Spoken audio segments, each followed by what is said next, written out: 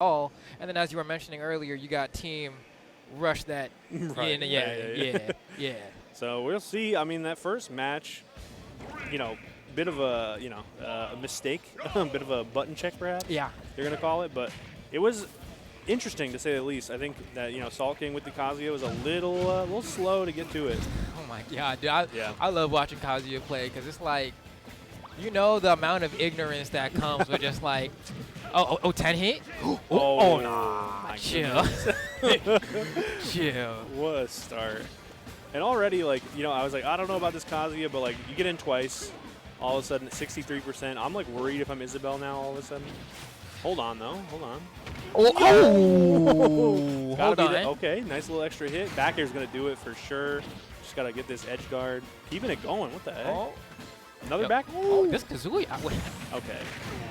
Okay, Great coverage. Great coverage. I was like, there's no way that he gets out of this situation alive. Regardless of how it gets solved, somehow Rubee finding a way to get the stock and back to neutral. Okay, now we have a good man, right? He's trying. Hazmat's out here trying to do his best. Okay, gets a little bit of a string there, not a huge conversion. But Isabel's not like that heavy, bro. So you convert to a Shoryu pretty soon here, and it should lead to a KO. This is a rough spot, at least, to be in. Hopefully we can put some pressure on here. Unfortunately, no, the shield pressure surprisingly lacking from the Ken. Back to neutral. Oh, I love that spacing, actually. Get that up tilt in.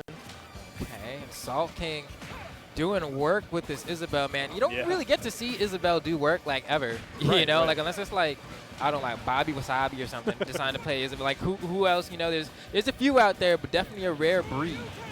All right, and she might have to get another shot in the next game. We're moving on to the Palutena, which is also a pretty difficult matchup here for Ken. It could be. Okay, fireball break. Rubee's having a pretty decent time trying to bring this one back.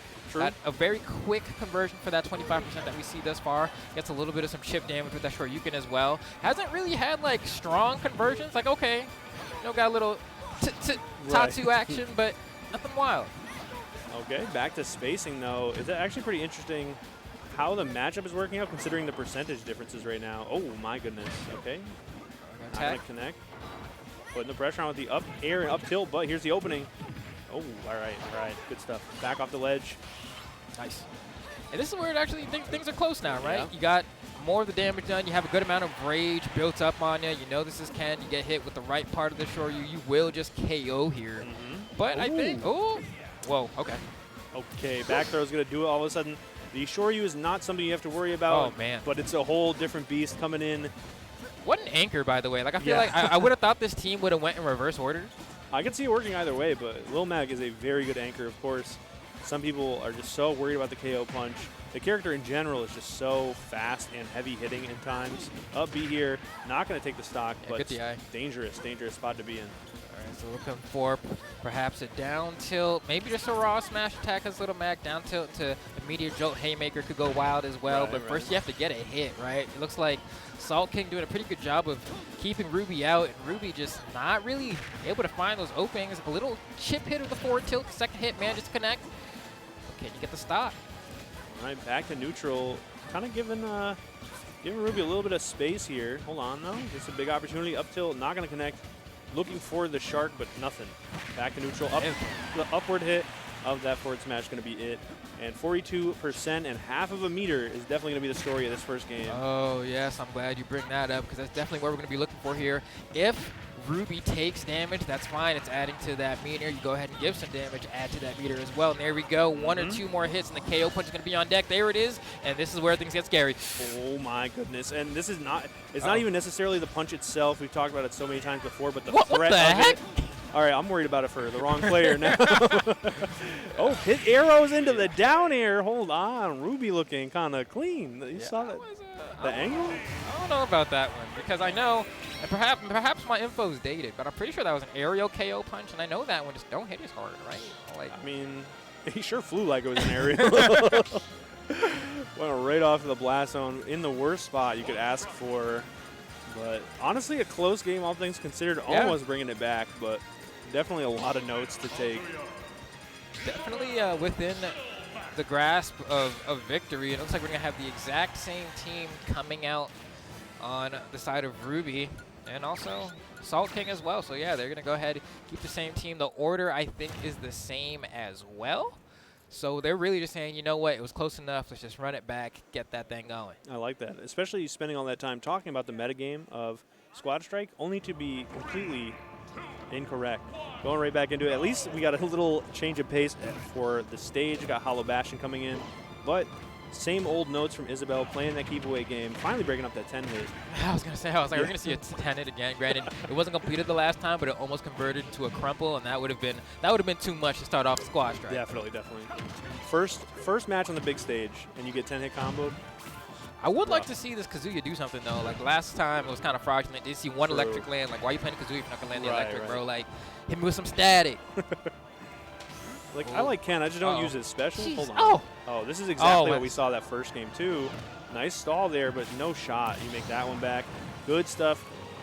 Is it? Okay, so is Salt King just playing with a tag that looks like Rubee? That's crazy. Either way, ties it back up. 2-2, 0-0. Way better than that first game.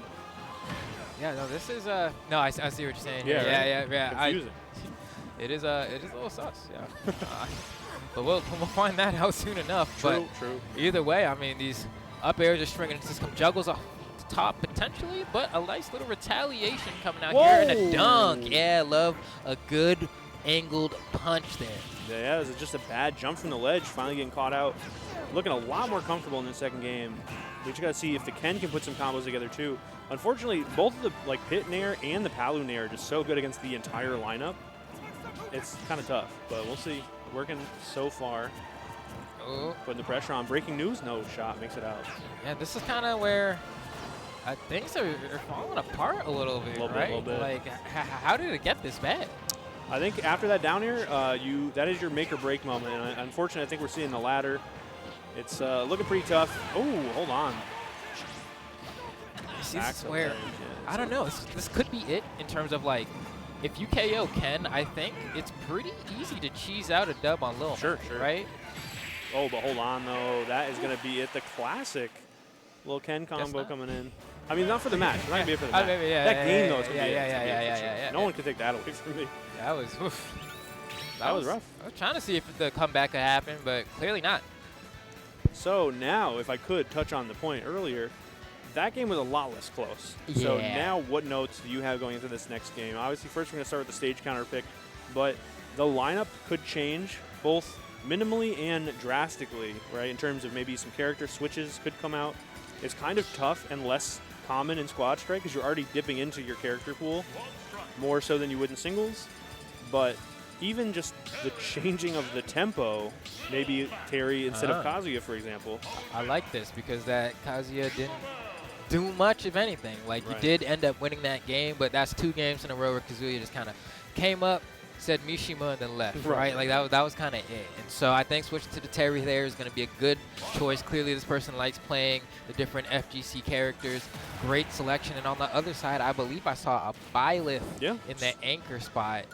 So we're going to bench the Pit. We're keeping probably the best aspect of the Pit, which is that Nair, and the multi-hit breaks up just a lot of the landing options from pretty much all our red team. Ooh.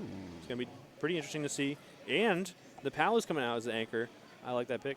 No, I think that's great. I think the Palu, I think the Isabel's been doing great as on point, right, coming out. Usually gets at least a stocked as well with, like, an extended edge guard. Ooh, but the crack should be doing so much damage, man.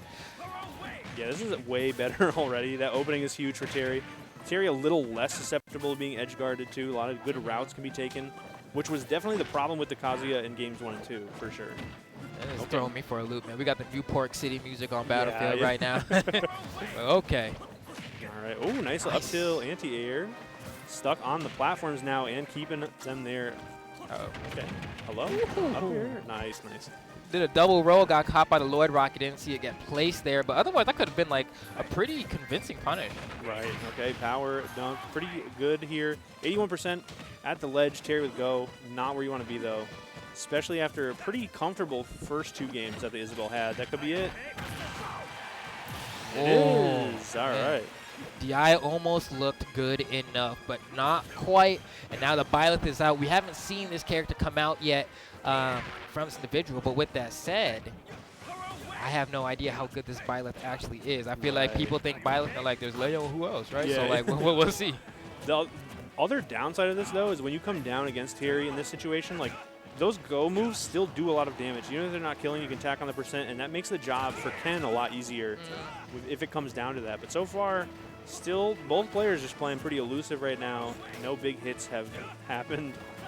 Okay, backshoot's a good opener. It is so good at zone breaking. This is where it's like you want to get that final blow. You want to get kind of the tip of those weapons on Byleth. Oh, but doesn't get the drag down timing correct. That could have led to like a dash attack that would have been a KO confirmed. Yeah.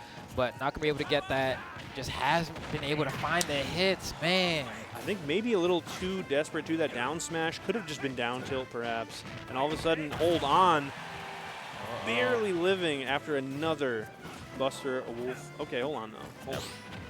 Oh, man. Part of me is like, do you not have a villager maybe in there? Did they do an Isabel Villager? Because right now it's all up to Palu. Finally gets the KO with the neutral air. Figures that would be the move for Palu to come out and use immediately to find that KO. But now has a lot of work to do here, right? You got to come back against Mr. Masters. It's going to be tough. Oh, hold on. We saw, okay, that's very tense. Jumping from the ledge after that down air from the last game, I would not want, it wouldn't be me. Okay, sure, you're going to hit 87 already on Palu. Where did I look away for? I looked away for like a second? It's just like trying to get off the ledge. I can see a lot of panicking happening on the side of Palu, right? Oh, I got like jabbed when I was going to come on stage. I air dodge. Oh, you air dodge. Let me punch that, put you back in that position. Air dodge again. That's another punch. And now at 87%. We'll see if they can bring it back. Okay, this is the spot you want to be in if you are a Palu, though. Ken up on the platform, stuck under those neutral airs and the up airs, or far away from you, stuck behind those explosive flames or auto reticles. So good stuff. Fighting for the center now. That's going to be a big punish. Could be a big punish. Maybe not for the person you would have thought, though. Yeah, definitely a plot twist happening right there. Another brave jump from the ledge, an explosive flame. Hopefully to follow it up. 6 spacing on the down tilt too, but oh no, this is so tense. Okay, goes for the down throw, doesn't get the back air, but an up air is almost enough to find the KO and a nice little catch at the top. Sharking to go ahead and secure that first KO, but now we got the little Mac. Do we have the quick cheesy KO? Oh my god, these air dodges might be the death of you. I was just going to mention too, like you had mentioned earlier before, once you get scrambling, it is not good, especially against the roster that is on that red team. And honestly, Palu, oh my goodness. Palu's not the character. You need to play that character with all of the confidence in the world. Yeah, and you can't get hit by forward tilt in the corner. Why not, Flambo? What could go wrong? Oh man, yeah, that's gonna be the set.